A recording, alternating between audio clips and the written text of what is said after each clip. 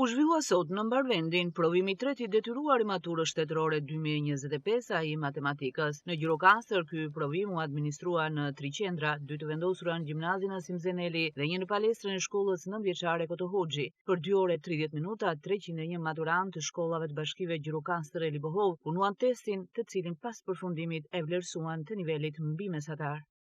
Shumë mirë, bërë maj sa dini, shpresojmë të kemi kaluar.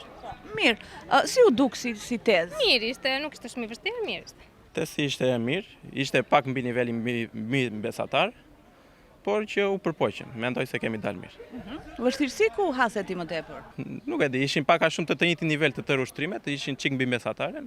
Shumë mirë, shumë kishin bërë ato ushtrime, mësuesit ishin shumë të rregullta, edhe ishte me rregullsi shumë të plotë. Me provimin e matematikës ju dha fund provimeve të detyruara të maturës shtetërore. Në datën 24 qershor do të jepet edhe provimi i lëndës me zgjedhje. Maturantët do të zgjidhin teste të ndryshme, sipas lëndëve që ata kanë përcaktuar kur kanë kryer procesin e plotësimit të formularit A1Z.